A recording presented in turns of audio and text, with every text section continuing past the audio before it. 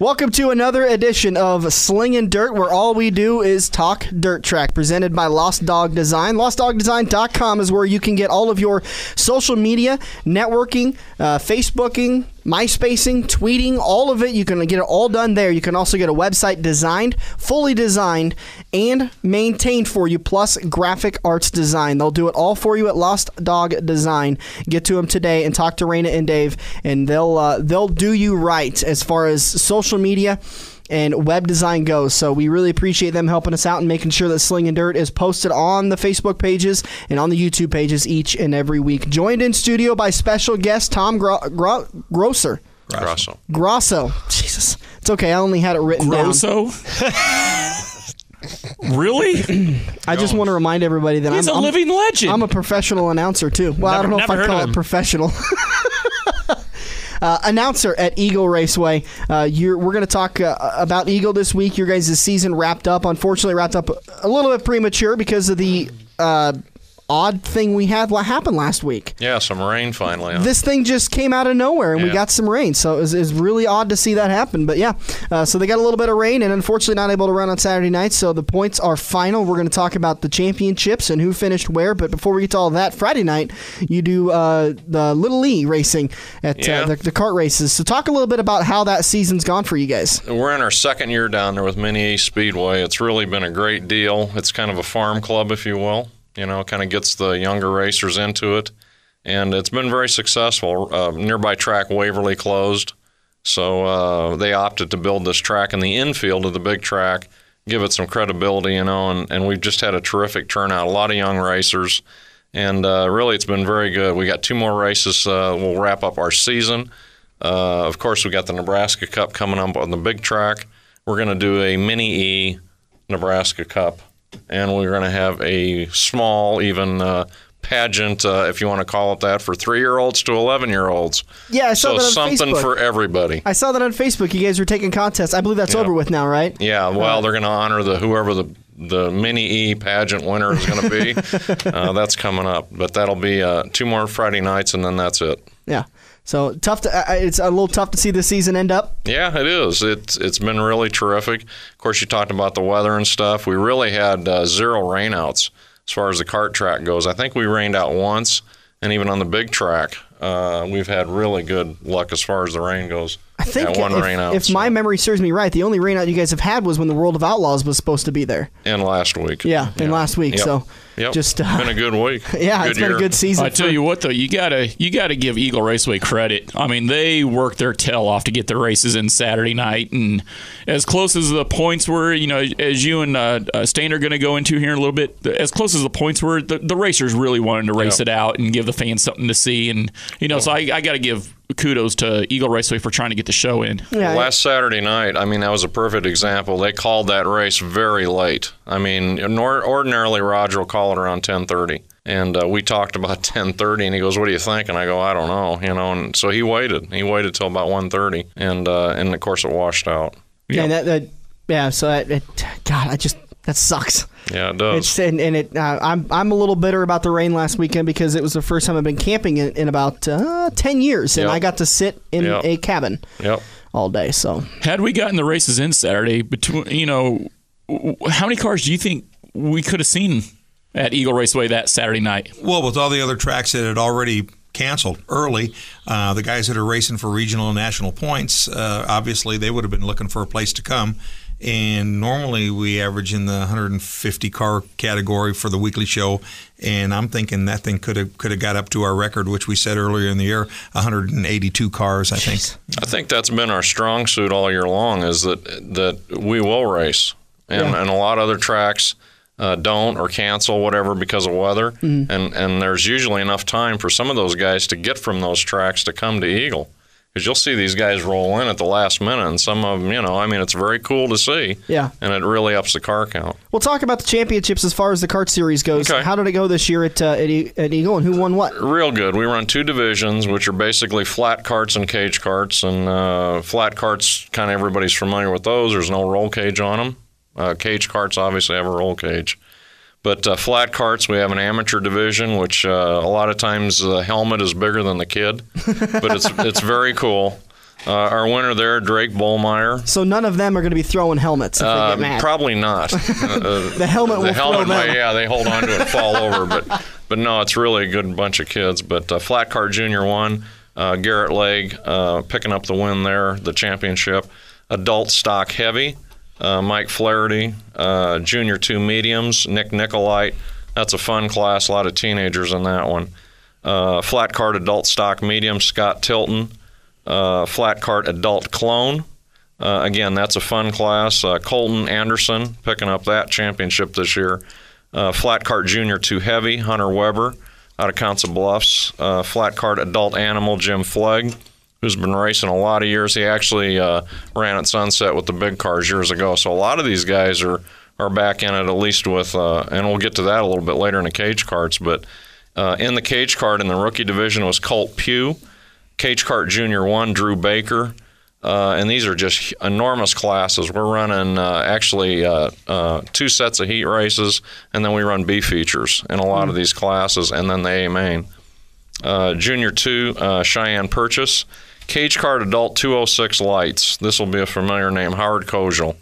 Howard Koziel used to race Fords, forever. Howard Koziel won a championship. Yeah, Howard What is Koziel. he, about 60 something now? Easy. There's a lot of seniors out there. Didn't Howard race at the old Playland Speedway back in the day? Yeah. We've got a rule on this show, and it was implemented by one of our fans, that when you're talking about someone over 50, they're not old, they're wise. There you go. So I'll go with that. He's got a lot of years of wisdom on him. You know what they say? They get older, they get better. That's right. Well, Howard really did do a good job. It's a tough class. He travels with another guy, Steve Adams, and they tow together, travel together, and Steve got runner-up in that class, so that was cool.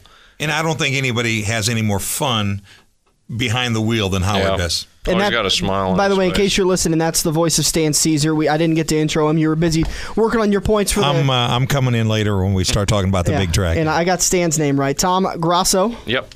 Joining us also, talking about the carts at Little E, at Mini E. Excuse me, I keep getting that wrong. So Tom, keep going. We got one class left. It's 206 heavies, and that's Terry Thurman picked up the championship. So that really is all of our classes in the cart division. Looking at all of these guys, and some of you talked about how it's kind of a farm league. Some of the divisions are farm leagues. Who would you look at and say maybe they won the championship this year, maybe they didn't, but who would you say is ready to step up to the next class and maybe get themselves into something like a sport mod or a mod? Well, we actually had one this year, and that was the Pike family. They're in a sport mod now, and doing very, very well. Oh yeah. Good. And my son, we used to race for years since my son was a little guy, and we raced against his son. And this guy moved up, and he's doing real well. He had a bad crash earlier this year, but was back, the next day. The next race day. Really? He was there. He's a tough kid. And what's his name? Gunner Pike. Gunner Pike. Yeah. Okay. Pike, And so it's Dan, and Dan used to race as well, his dad. Okay. Wayne. His dad's name was Wayne. Anybody else Wayne you think Pike, maybe you talked about that's going to try to make the jump next season for 2013? I don't know. There's a couple in that teenage class that I was talking about earlier, and they're all really good. There's Brianna Fansteel. They're out of Lincoln. They raced for a lot of years in Waverly. There is actually the number of gals that are running that are very successful. Anna Ray Morford in that Flat Cart Junior 2 Heavy. She dominated the tail end of the year. Somebody like that could definitely move up. I got a name I do want to ask. Hunter Weber. Do you think he's ready to possibly go up to a hobby stock sport mod? Again, you're talking a second-generation racer. His dad and his uncle raced at Sunset. And his dad is Todd and his uncle is Tracy. And, I would say definitely. There's a kid that, depending on grades, depending on school, that's what a lot of parents hang over, these kids' head. Yeah. I know that's what we did with our sons, when we were racing, was you do good in school, we're going to go racing. Well, there's a definite connection between a child and sporting events and having good grades. You dangle that carrot in front of them, and they've got something to strive for. Me, I had really nothing. I look forward to coming home and cleaning out the hog pins, whether I got A's or F's, and usually I got F's, but that's the reason why I'm in radio. Well, so let me ask you guys the next question, though. You'd mentioned just a couple of seconds ago that there has been a kind of an influx in female drivers. Do you think this has something to do with the Danica Patricks being up in the NASCAR circuit, and these girls are seeing, I can mix it up with the boys too. Oh, I think most definitely. Yeah. And probably one of the two main classes that you have the female drivers and that are enjoying a lot of success is the sport mods and the sport compacts. And I'll tell you what, there's some gals out there that give Buddy Ray fits every Saturday night. Yep. Shelly Anderson. There's a lot. Shelly Anderson, She's good. Laney Schwartz. Yep. Mary Lenz. Mary Lenz is coming on strong. She moved up out of the sport, started with the sport compacts. These guys are these gals are second generation drivers. They come out of racing families. Tom Lenz used to drive. John Schwartz, of course, used to drive. Lindsay Yost. But Shelly Anderson's dad is a car owner. He's been involved in racing Jim Sassy for years. And, you know, the gals that grow up in the racing families, they take the next step and they can get... Courtney Koziski. Yeah, there you go. Yeah, I guess. Did grades get hung over your head? I had to miss a few races when I was younger because I wasn't a very good student. But why haven't you told us about all these girls that race against you? I raced a C and I didn't make it last night. I know there wasn't 8 girls in that C. And he got beat up pretty good by a lot of them. By a girl at Crawford too. Tara Longnecker drives a 59. She beat him in the points this year. It's not that they beat me. I just wanted to hold back as an older statesman in the racing or middle-aged statesman in the racing world. I want to see this new crop of racers come up. So I kind of held back, let them finish ahead of me. I can kind of see that, but I don't know why you put it in the wool so many times then. He's a kind-hearted kind of person. Oh, he feels bad. And you're trying to give your pit crew something to do, right? You better shut up before I throw a helmet at you. Well, sitting in studio with Tom Grasso and Stan Caesar, announcers at Eagle Raceway, and you guys have been doing this for a few years. You got a little bit of wisdom behind you. Well, quite a few years. We have been doing it actually quite a few years. We go back quite a few tracks and we've kind of put a pencil to it. I think it's over 25 years. Let's talk about that a little bit. Give the listeners a little bit of history. I know a lot of these guys who are listening to the Slingin' Dirt right now, they know who you guys are, but there may be a couple of them out there that don't know. Talk a little bit about your guys' history. We basically started working together back at the old Sunset Speedway in '92. Mm-hmm. Tom was actually there a couple of years before I started, and we got together. We were down there from '92. At the same time, I was also doing, that was on every Sunday night. I was also doing I-80 Speedway every Saturday night along those times. Then getting into the late 90s, into the 2000s, I announced at Shelby County Speedway on Saturday night and Crawford County Speedway every Friday night, and then back at Sunset every Sunday. So it was a 3-night-a-week deal, did some specials in that. Tom was also announcing at the drag races, as well as out at Scribner, Nebraska Motorplex. I started at Scribner originally, and then I would drive from there and go to Sunset. And so then when Sunset Speedway closed, it was a busy day. Yeah. Sunset Speedway closed, and that's when Craig Kelly and Ted Carlson purchased I-80 Speedway. Craig came down to manage it, so basically the whole program kind of shifted down there. Tom came down for the first year or so, and I hung around for quite a few years after that. And in mid-stream, I guess, my son started racing, so I gave up the Friday-Saturday night racing announcing at Shelby County and Denison in Crawford County, and got an offer to start doing Eagle back with the previous owner, and started down there, I believe, I want to say 2002, and I've been there ever since. So this was my 11th year at Eagle full time. Well, you guys have a great setup there, and I'm a little jealous of it. We have a lot of fun. Yeah, I can tell you. That's the main I don't know if you remember me, but Bud drug me up into the announcer's booth one week, and I just sat there and watched you guys, and I was in complete awe, and I was a little bit intimidated when I went and did my first night at Crawford. And I remember just sitting there going, God, those guys had they did a lot better than I did. You can come down there anytime you want. Well, thank you. I'm going to take you up on that offer one of these days, because I had a lot of fun just sitting there and watching you guys, and that's the way you learn, is just sitting and watching and then eventually doing. And have fun. I think we've been together long enough that I can finish his sentence, he can finish mine. We can be up there. It's a good thing there's not cameras a lot of times, because you can look at each other. I'm not entirely sure why you guys... You don't have to really say anything. You just look and you're going... Okay. I was kind of wondering why you guys do the races with your pants off, but I don't ask. I just sat there and I kept my eyes on the track. Well, we do get Time Warner up there from time to time. So we Stan Caesar says 14,000 horsepower coming off actually, the. Tom's over here going. Woo-hoo. Sometimes we may be visible, but like we like to say, we got a face for radio. Yeah, I've heard that a number of times. I got told that tonight. What's that supposed to mean? Face for radio. There you go. Stan, how about we talk about some points championships? I know your guys' season ended a little bit prematurely, but that stuff happens when Mother Nature intervenes. Well, I'll tell you what, just quickly, we'll try to run through these things, hit some highlights during the course of the season, give you the top 10. In the starting out with the sprint car division, a lot's been said about we don't need to go into next year's sprint cars. Lots been said on your show about that already. Boy, and some people are going to say not enough's been said. But the 360 division, even in spite of a few being short field, sometimes put on some great racing all year long. Top 10 in point. Guys picked up some feature wins that did not make the top 10, and that was the thing about the sprint car division. A lot of guys didn't make it every week, but on any given night, people could drop in. We were basically ASCS legal rules type thing, so it was a consistent rules. Cars could drop in; they know they're legal for what was running at our track. Mm-hmm. Logan Forler was in the neighborhood. He's from Lake Havasu City, Arizona. National Tour driver. He came in, picked up an A feature win one Saturday night. Jordan Boston, who picked up his first National Tour win in 2012, he picked up an A feature win. Billy Alley, of course, veteran, he picked up an A feature win. Mark Fennell, this was a guy that raced sprint cars back in the old days of Eagle Raceway. He now resides in Osage Beach, Missouri. Ooh, tough place to reside. He made the trip up, picked up an A feature win, and then get up into the top 10. Nick Bryan finished in the 10th spot.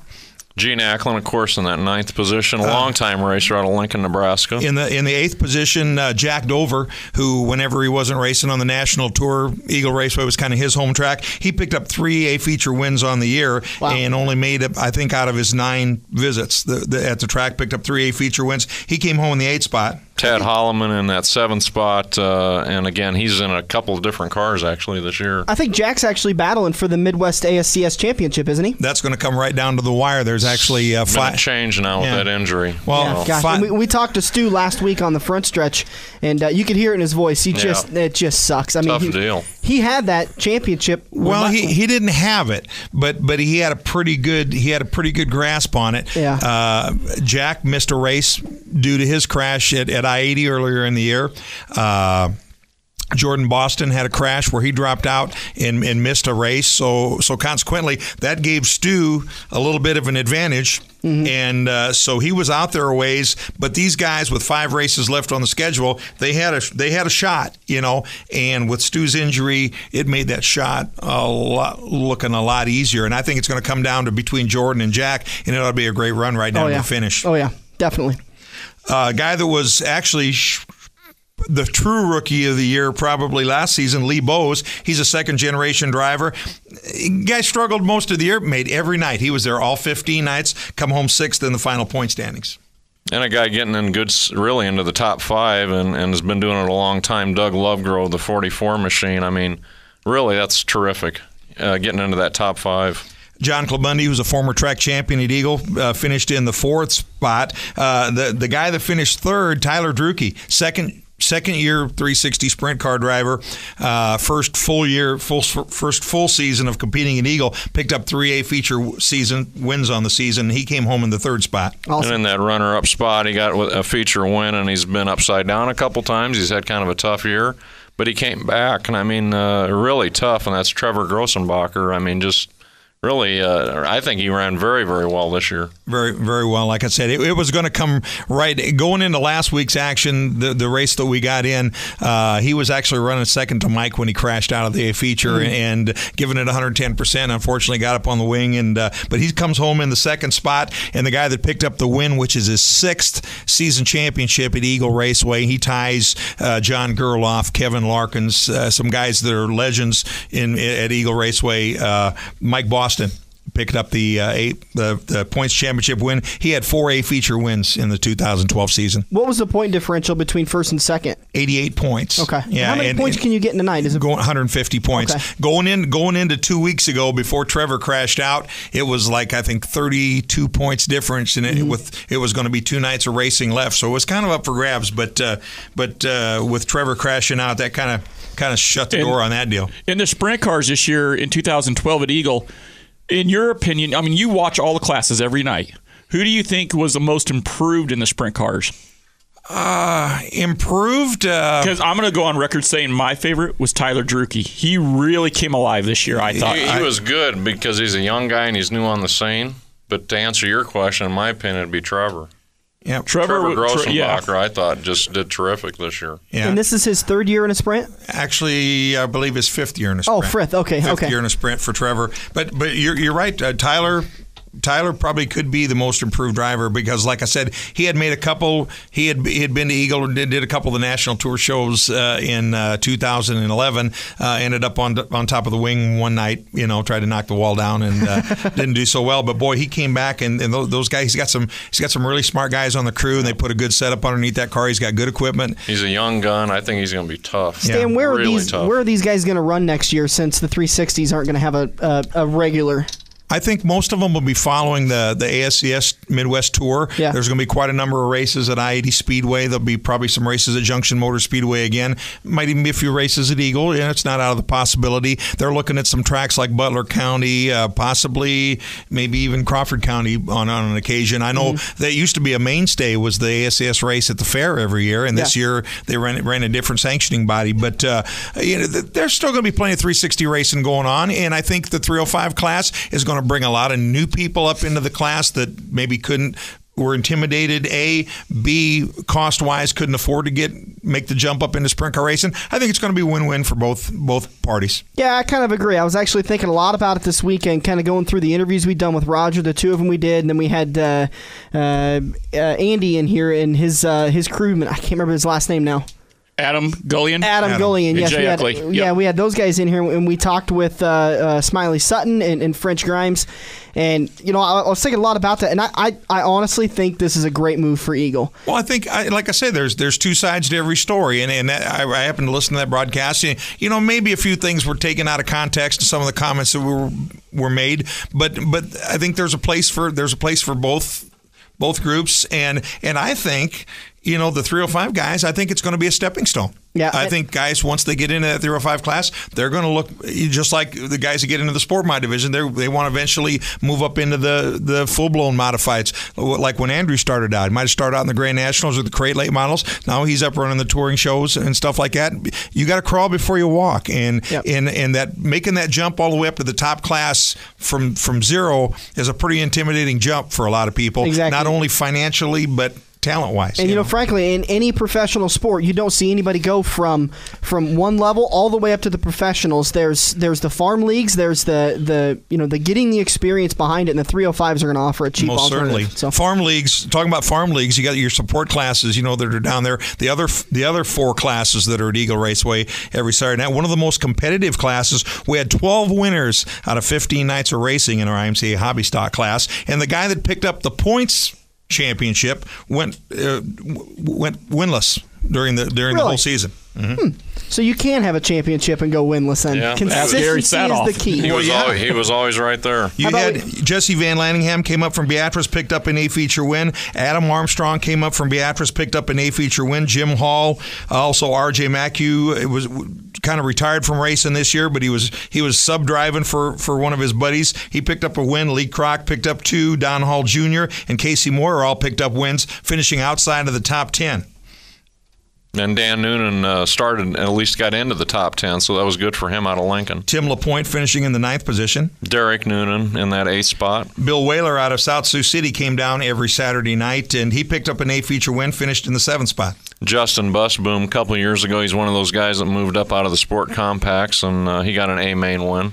Ben Beecher finishing in the 5th position. John Kane in that 4th spot, picking up 2 wins. John Kane coming down every Saturday night from Homer, Nebraska, and he was one tough customer in that car number 44. Mike Hansen from Weeping Water, he was right down the road. He picked up an A-feature win, finished in the 3rd position. And in that runner-up spot, Josh Kennel with 2 A-main events wins, and he really ran good tail end of this year. He struggled a little bit in the early part, but I think he finished strong. And then the guy that picked up the points championship, Roy Armstrong, which is Adam's dad from Beatrice, Nebraska. This, I believe, is third points championship at Eagle Raceway. And as we mentioned, doing it without an A-feature win, but this guy was in the top 5 almost every week. And an interesting story, and Tom can go into that real quick. We got a story about Roy Armstrong's car.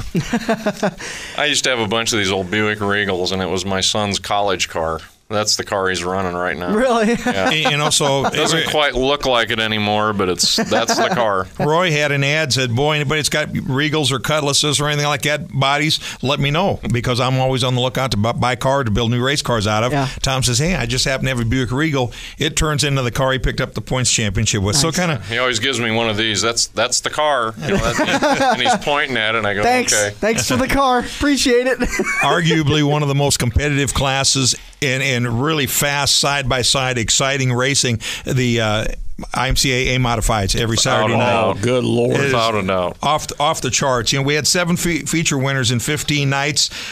Chevy Hayden came out late in the year. He picked up an A-feature win, but I think that was the only night he ran at the track, and he wasn't a weekly competitor, but he was tough. Everybody else that picked up wins finished inside the top 10. Rick Gropp got in there, and again, this is a tough field, so to get in the top 10, I think was terrific. How many national champions you got in that top 10? There's probably 800 of them. We had 3 former national champions inside the top 10, accumulating, I think, 7 national championships during the course of the deal. Tim Ward, this guy's from Gilbert, Arizona, and he moved up to the Midwest and raced at area tracks. Just kind of took the summer and decided to go modified racing, and partnered up and palled up with some of these guys around here, and he came home with a feature win, finished in the 9th spot. Chad Anderson with 2 feature wins. Very, very good driver, very, very fast car. Been upside down a couple times this year and some pretty spectacular crashes, but again, a very good car. Justin Wolf out of Arlington, Nebraska, really coming into his own, finished in the 7th spot in season-long points. Chris Alcorn in that 6th spot. He's a past track champion, picked up a win this year. Chris was a guy that you just about signed his name on the check every Saturday night at Eagle, and then he got away from Eagle, started running various other tracks for a couple of years. He's back, and he's always been in that top 5. This year he finally put it together and picked up his first feature win for a while. Mike Densberger coming home in the 5th spot. He's a second-generation driver, one tough customer. He's always a contender for the top 5. And another tough one, a 13F car, Bob Zobek. I mean, just unbelievable, and finishes up in that top 4. Well, Bob Zobek, we talked about Shelly Anderson. Actually, his car owner is Jim Sassy, who's been a long time involved in racing out of the Lincoln area. And so, like I said, she kind of grew up into the racing deal. The guy that came home 3rd in points makes a trip down from Sioux City every Saturday night. We call him Mr. Excitement. Yeah. 5 A-feature wins on the air, and it's either checkers or wreckers for this guy, Chris Abelson.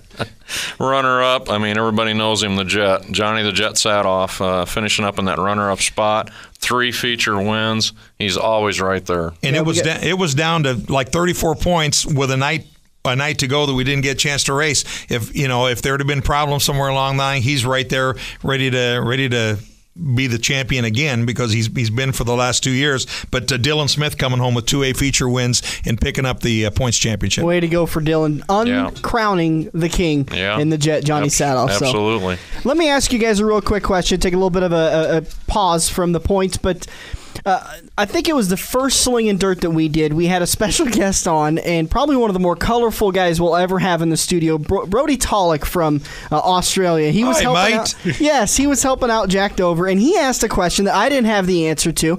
But is there something in the water in Beatrice? That's what we talk about. I think so. We do talk about that.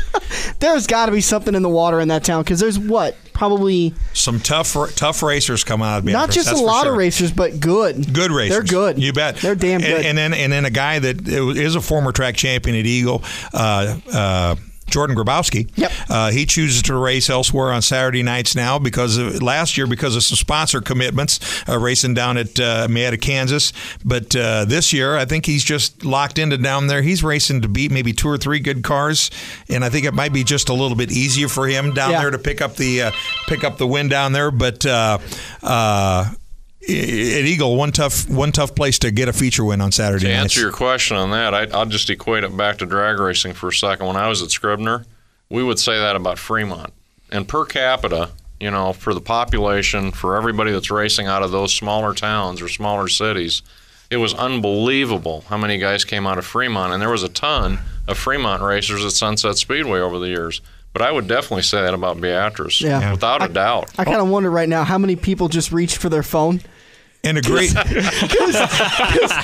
was Jordan on the phone. That's not my ringer, but I started to reach for my phone. I was like, who is calling me? That's not my ringer. But I just kind of pictured all the people listening to Slingin Dirt going, who's calling me now? I silenced mine. But it's okay. I just thought that was pretty fun. And not only did some really, really strong drivers and competitors come out of the Beatrice area, but their fans. Yep. They've got very loyal fans, very vocal fans in the grandstand. Have they had a track up in that area? Oh yeah, they race every Friday night. Okay. Down at Beatrice. Oh, I knew that. And then a lot of the same guys, more Beatrice guys travel to Eagle than Eagle guys go down to Beatrice. Yeah, just so you know, we got Jackson Sadoff racing a cage cart. Yeah. Really? Yeah. Little bitty guy. He's like, 4 years old? Yeah. The one thing is that Johnny's grandson? Yeah, no, that's his son. Okay. Yeah. Youngest son. Okay. The one thing that strikes me every week, I pull into Eagle Raceway, and I was telling Dad about this every week. And there's a lot of great dirt tracks around here. There really is. But every week, it always seems 2 hours before the first green flag stops or drops. You always see somebody grilling out hot dogs or hamburgers. Tailgaters. Yeah, we got tailgaters. Going to Eagle, and I'm sure Beatrice is like this, but going to Eagle is like going to a Husker football game. I mean, really, I told Dad, I was like, why are we stopping for food? We got enough fans out there that would probably feed us just to hang out with a stock car driver. Yeah, it is something. It's one of the best setups. I mean, you guys it's a great track, and I've talked about it with a lot of other tracks in the area that I don't know whoever came up with the design for it, but it is perfect for nonstop action. I mean, you guys, there's one cool down lap, and before you know it, the next heat's on the track, and you're going. It's probably the closest thing to replicating the old Sunset Speedway as there is around. A lot of the ex-Sunset employees, not only ourselves, are around down there, and we play a lot of music.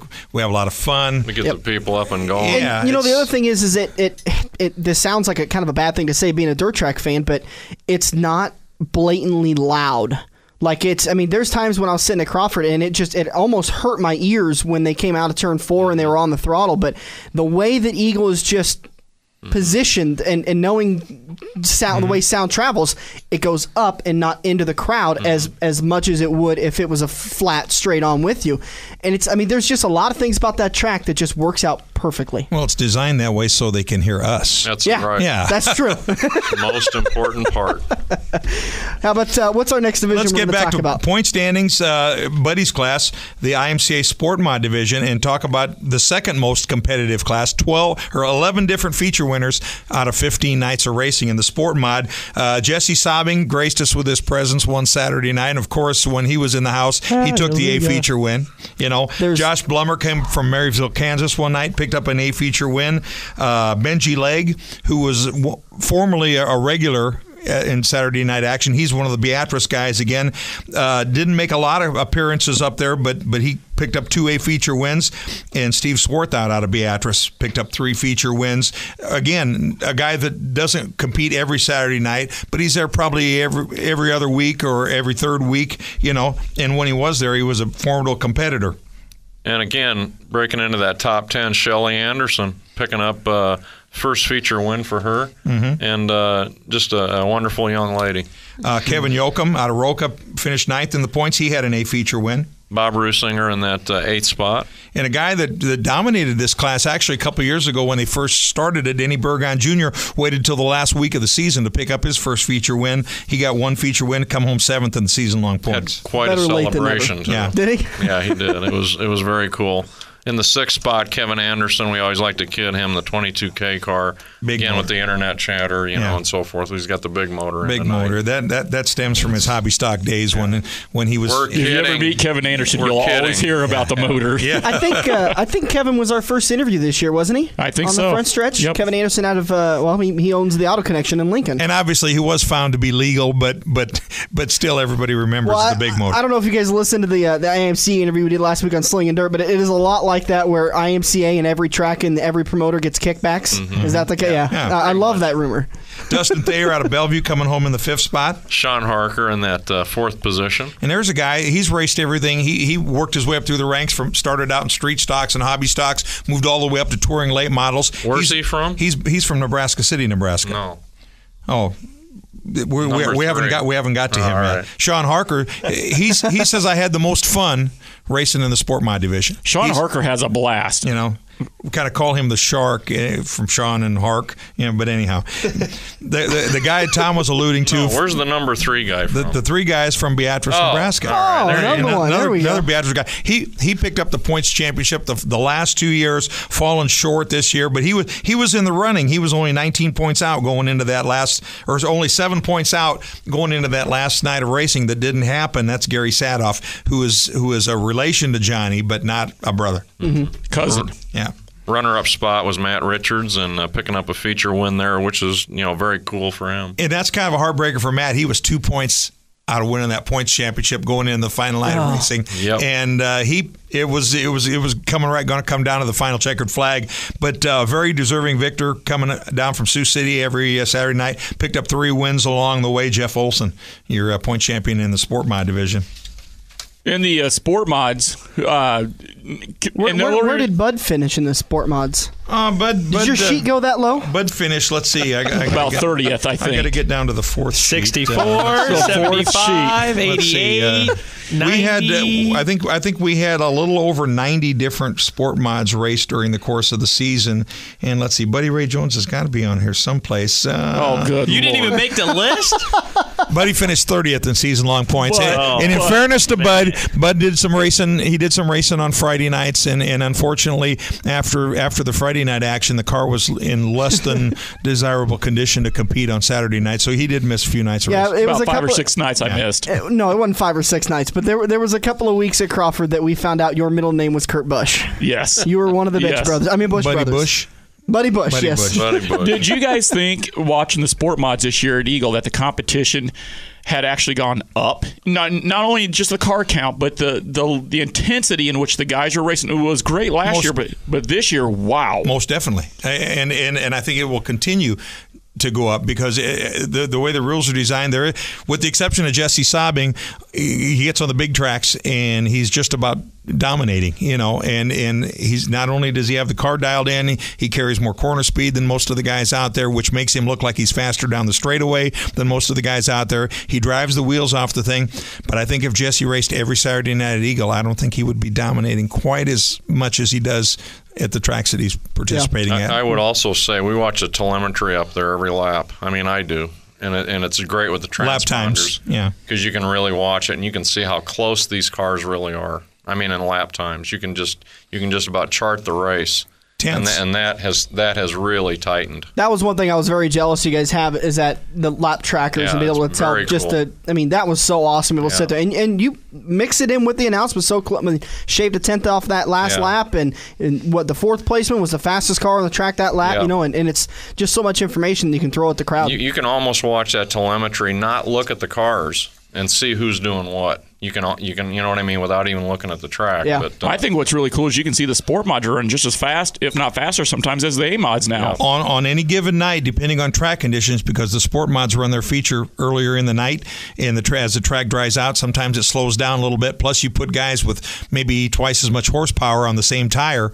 The Sport Mods can run pretty comparable lap times. Of course, now on a heavy track, then obviously the A mods are much faster, but on any given night, if you look at lap times, and that's been proven by Jesse in some instances when he's raced his B mod against the A mods. But and last but not least, IMCA Sport Compacts, and this is a class that was kind of designed to get people out of the grandstands and out on the racetrack. It served its purpose.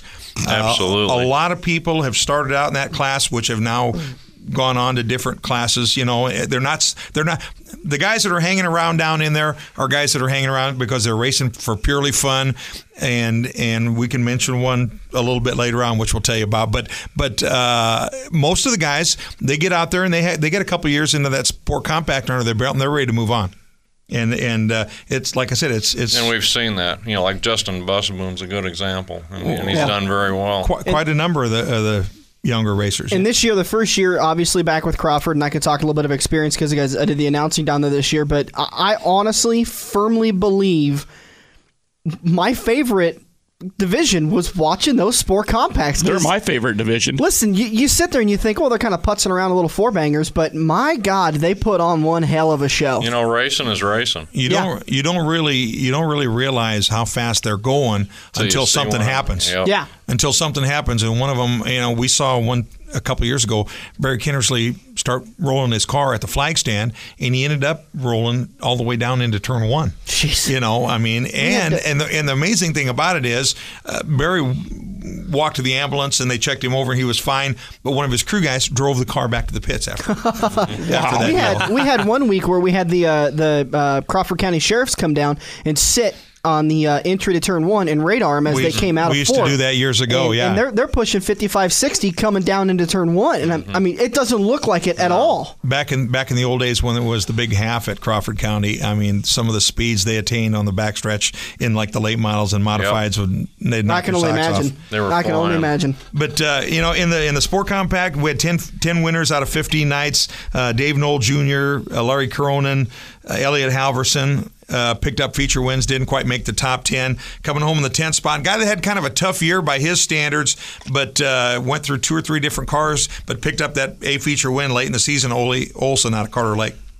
Yeah, Ole was doing good. Kevin Zeitner, again, another familiar name in racing around this area. Kevin Zeitner in the 60 machine, finishing up in 9th. What is he to Al and to Justin and all them? He's actually a nephew. He's a nephew to Al. His dad, Dale Zeitner, was one of the 4 original brothers that raced late models years ago. Okay. But Kevin, and he's got aspirations of moving up, I think, in the ranks one of these years. Sport bod next year. I've already seen the wrap design. How old is Kevin? He's just out of high school. Okay. He went to Bellevue West, and I believe he's probably 19, no more than 20. Yeah. Always has a good-looking car. Yeah. The car looks good. He designs the paint schemes himself. His dad's a painter, so they always do paint, and then apply vinyl on top of all the graphics and everything is all done in paint on their cars. So we might see those Zeitner and Son semis running down the track running down the interstate with some nice designs on them soon when he goes to work for Zeitner and Son. Well, they've got designs on them already, but that's another story. Josh Johnson coming home in the 8th position. Maynard Kinnersley, again, a guy we were talking about earlier, one of them guys that raced at Sunset, 2 feature wins. The guy's been around. And he's racing purely to have fun. Yep. Just purely to have fun. And that's the whole deal. His son, Barry Kinnersley, also picked up a couple A feature wins on the year, finished in the 7th spot. Another second-generation racer in that 5th position, Amanda Riley, picking up 4 feature wins, and she is something else. Her dad, of course, Dan, raced and still races, and she has a daughter running a cage cart. So Ray Lynn is the 3rd generation that'll, hopefully be out on the track. Amanda Riley, her dad, Dan Riley, picked up the points championship the first 2 years. He was an IMCA national champion the first year that IMCA sanctioned the sport compacts. He's now racing a modified, and he's moved up in the ranks. Kevin Fearing, we call him Fearless Fearing, he finished in the 4th spot. Chad Basinger in that 3rd spot picking up a feature. Matt Moyer finished 2nd out of Gretna. Nick Lindblad. And where is Nick from, Tom? He is, I think, from Beatrice. Yeah. Another one that's drinking the water. Yeah. No performance-enhancing drugs in that town, huh?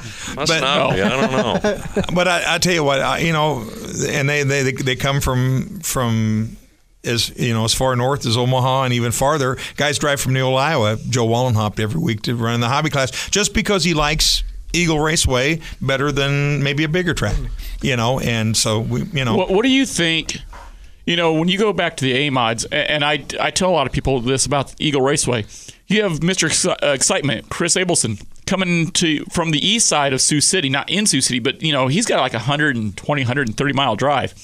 What propels a guy to to come to a place like Eagle where the competition is just so stiff. We asked him party. that. He said he liked the crowd. The party. He said he likes running in front of a big crowd. After the races, you know, if you head out into the outside pit area, the pit area annex there, as you enter the pit gates down at Eagle Raceway, you got Johnny and Dylan Smith and Justin Wolf and Tim Ward He's and a younger Abelson's guy. out there. He's a younger guy. And He's those like you guys, those guys party till tomorrow morning. Oh, yeah. Always a party at Goki's. Sitting here with Tom Grasso and Stan Caesar, announcers at Eagle Raceway. Guys, thanks so much for sitting down with us tonight. We appreciate it. I got a couple more questions for you before we let you go home and enjoy time with your families. No problem. I want to ask one question that we're going to ask this at the end of the NASCAR season, and your guys' Eagle regular season has wrapped up, even though you got some specials still to come. What is one thing you would change? Maybe it's IMCA, maybe it's the way Eagle does things. What's one thing you think should be changed to improve racing for 2013? Let's go with IMCA because I don't know, maybe you've got something for Eagle. Tom? I'd have to think about that for a minute. Wave the checker flag for Bud Moore. I'm thinking about it. Yeah. Well, let's let you think about it. I'll get to my second question, and this has been a burning question that Bud swears up and down he saw her. I don't believe him for the life of me. The week that Tony Stewart came and raced at Eagle for the special event, was Danica Patrick there? I think Bud was hallucinating. He think, said, notice the pause in Stan's voice. I had to use the right word. Yeah. Here's the thing. Maybe fantasizing. You can cuss about him. It's okay. Here's the thing. If you asked us about Larry the Cable Guy, we could give you an answer. We could give you an answer. Well, here's the thing. Bud says, I sat with Bud down in the pits for a while, and then I went and sat with a friend of mine up in the stands. And I'll be damned if as soon as I left, Bud didn't happen to just see Danica Patrick. And I said, what was she? Oh, she's standing on the tour. Everyone's talking about it. Danica's here. It was a Danica lookalike. I'll bet. There used to be a Dale Earnhardt lookalike that resided in Nebraska. Guy was awesome. And he was awesome. And I think there is a Danica lookalike, and that might have been. But Eric Almirola was there with Tony that night. He actually tripped over half the crowd to get into the trailer. That is documented. But and speaking of Tony, you know, obviously everybody knows what transpired last week, but very few people remember, and I think I jotted this on a Facebook note, when Tony first started in the Busch Series, pre-Nationwide Series, he was driving for Joe Gibbs, sponsored by Shell. Matt Kenseth was driving for Roush in the Busch Series, and Tony was set to pick up his first Busch Series win. Matt Kenseth took him out. Really? In his first race, cost him his first victory. I'd heard all about this rivalry between Tony and Matt, and I was trying to rack my brain. I'm like, I can't think of many times when these two have gotten together. I mean, I think they got together in Indy at the beginning, earlier in the year, but it's happened on the road course a couple times, and you know, it was a racing deal. But the problem that because we got rained out, I got a chance to watch the race Saturday night, and I got to think it was a racing deal. But that being said, I think Tony passed Matt pretty clean, you know, and when they went down into turn 3, I think Matt run Tony up the racetrack. And if you know Tony don't stand for that. Nope. because Tony passed Matt clean. He expected Matt to lift a little bit and hold his line down in 3 and 4, and Matt came up the hill and took Tony with him, you know, and that flipped the switch. And that being said, when Tony was down there, just a great guy. You know, he came to race, obviously did the job. It was tough competition from Stu and Jack, you know, but Tony did pick up the win down there. And even though he had an 8 o'clock drivers meeting the next morning, he was there till 1 o'clock signing until the last autograph seeker left the pit area. That was something that I almost lost a friend in Buddy, because we went to that race and I tried and tried and tried. Buddy tried. We pulled every string we could to try to get an interview with Tony, because we kept getting the same response. Because he was not gonna do anything but race until after the A feature. Right, and he said, "I'm here to race. I'm not here to do any interviews, any press, anything like that. I'm not doing media appearances. I'm here to race. That's it." Yep. And I gave him credit for that. I understood that. And then we went down to the pits afterwards, and there's a huge crowd standing around his trailer, and Bud said, "Let's stand here and see if he comes out." And I said, "He's not coming out." Yep. I mean, he's a big-time NASCAR driver. He's not coming out. He's not coming out. Well, then he came out and started signing autographs, and Bud said, "Let's get in line." I said, "He's going to wrap it up soon. He's got to be in Kansas in a couple of hours." When he first came I'll be damned. I'll be damned if he didn't stand there and sign every single autograph, take pictures, shake hands, and talk to people. And for as abrasive as he is with the media, he was the complete opposite when it came to fans. He's a people person, and he remembers his roots. He's a track owner.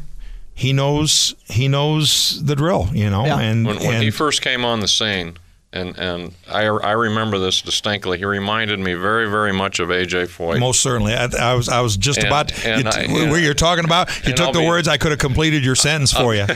I'll be darned if 2 or 3 years ago he went and asked him for permission to use that number. The number that 14. 14 has been on everything. Mm-hmm. That's been on everything from Indy cars to stock cars when A.J. ran Daytona. You know, the list goes on and on. Yeah. And I thought that was really cool. And that's one of Tony's big heroes is A.J. Foyt, and you see it they got similar personalities. Oh yeah, they do. They take nothing from anybody. That would be fiery personality. Yeah. Guys, thanks so much for joining us. Do you have an answer for my question at all? Do you think there's one thing maybe you would tweak? I think they took a step in the right direction with the rules on the modified motors. I think modified motor costs for what they're trying to keep the costs contained, I think we've gotten way out of hand. I think the crate motor will be competitive if they can keep the teching of it in line. Obviously, different track conditions on any given night, things might change a little bit. But what Luke Waniger's done in the last month and a half in their test sessions, you know, I think it'll be a way for the AMOD guys to bring the costs of engines back down the line a little bit. I think one thing that would help the IMCA racing a little bit, talking about IMCA, which is, of course, we're an IMCA track, their point structure. The 50, 49, 48, 47, 46, it doesn't give you a chance to have a bad night because you can't make up that many points. That was one of the things when we changed the point, and I know it's going to go back to IMCA next year because we're going to be IMCA sanctioned in the sprint car division. But when we went to, it places a little bit more emphasis on the win because it gives you a little bit more space between first and second and third, you know, et cetera, et cetera. You can make up some points if you had a bad night, but when there's only 1 point difference, you know, if a guy gets out there and he's doing pretty good, all he's got to do is hang around. And you look at the guys that are winning the points with not very many wins, it's because they're very consistent. And even on the nights that they don't win, they're not losing very many points. Yeah. And the win is not rewarded as much in the IMCA point structure. So I think that would be, if I was going to change something to make things maybe a little bit more interesting, you guys talked about the chase and the wild card and how much interesting that helps the NASCAR deal on the Sprint Cup level. I think a little tweaking in the weekly show point standings for IMCA, I think that would make things a lot better. And you can hear that wild card talk in the NASCAR when we play our show Sunday mornings on AM 590. It's the Front Stretch ESPN Radio, so make sure to tune into that. Sunday mornings at 8 a.m. you can hear us talk about what happened at Bristol. We also talk with Eric Darnell, NASCAR nationwide driver for the Motorsports Group and the 40 car. A lot of different conversations about NASCAR, a little bit about dirt, some of the specials we have coming up, and we talk with Andrew Kaziski. So that's what you're referring to when you talk about the wild card and that. Speaking of Eric Darnell, I think Eric Darnell is a diamond in the rough. Eric Darnell is a guy that has never gotten the credit. I think Eric Darnell is one whale of a driver. I can't say I've seen him ever drive, but Buddy's seen him drive once, and he swears to God he's the coming of Christ. I think there's a lot of guys that have bought their way and are in a lot of equipment that have full-time rides that don't have the talent that Eric Darnell's got, and I think given the right situation, he is a guy that could compete. He's a racer in the Tony Stewart vein. You know, he's a racer first, and you know. Tom, do you have anything I have a little different take than Stan on your question. I'll put it that way. I'd give you two answers. One is I wouldn't change a whole lot from the fan base. I think our fans are off the charts, unbelievable, terrific. It's just a party, like Stan said earlier. Couldn't agree more. From that standpoint, from a selfish standpoint, you know, you always give the what if. If I owned the track, I'd do this, that type of thing, you know. Eagle is known as an open wheel track, period. And we have Mini East Speedway now. We have the big track. My wish list would be, you know, mini sprints, would be any kind of open wheel car. 305, 360, non-wing. I know non-wings are controversial, but anything that's open wheel, because that is an open wheel town. Lincoln it always has been, always will be. I just think that the whole place is tailor-made for it. Yeah, my uncle years and years ago used to race a midget. Yep. So yeah, that's my connection to. That would be racing. my answer. Okay. Is that good? Well, yeah, that'll work. that really didn't differ from my answer. It was just a different, shorter, a different thing. Yeah. Okay. All right. Well, that was Tom Grasso and Stan Caesar joining us this week on Slingin' Dirt. Guys, any closing statements you want to make? I appreciate the opportunity to be here. You guys do a great job, and I love it. We'd come back anytime. Shoot out this Sunday night, and a week from Sunday night, the annual Nebraska Cup, ASCS Midwest Tour race. World Outlaws Wednesday night. Hitters will be there. Then the Wednesday night show, World of Outlaws, and then I know we got another big sprint race. I'll get a chance to announce at I-80 for the ASCS when that comes up, the Fall Brawl. I got a feeling says I'm going to make a trip out there on the 18th to the World of Outlaws, and maybe even make my way up into the announcer's booth and kind of peek over your guys' shoulder a little bit. So can't wait for all of that. You can go to eagleraceway.com is the website, and I'm sure you guys have some Facebook pages to kind of follow you guys and see where you're at. Facebook, Twitter. Yeah. Twitter. you name it, we do it. This has been Slingin' Dirt presented by Lost Dog Design. LostDogDesign.com. Get to Raina and Dave, and they'll take care of all of your social networking, website design, and graphic arts designs as you need to be focusing on your racetrack, your promotion, your racing, in your weekly schedules. You don't need to be worrying about if you made that tweet, if you posted that status update, or if your website is up to date. Get to lostdogdesign.com. Let Raina and Dave take care of all of your social networking, web design, and graphic arts. Guys, closing statements. Anything last you want to say? I'd like to say that just reminded me of being at Sunset Speedway there listening to these two guys. I was a little kid, but man, that's just like Sunset Speedway listening to the voices. It was awesome having them in the only place to be on Sunday night. You're damn right it was. Well, this is the only place to be on Sunday morning. That's right, except the wrong show. But yeah, okay. It's okay, bud. We've been doing this for a little while. We've only been recording for about 2.5 hours now. So yeah. But thank you so much for listening. We'll be back next week. Who knows who we're going to have in studio, but I guarantee you it's going to be a hell of a show. It's been Slingin' Dirt from my Buddy Ray, and Andrew Kaziski. Also, Tom Grasso and Stan Caesar. We'll see you at the track.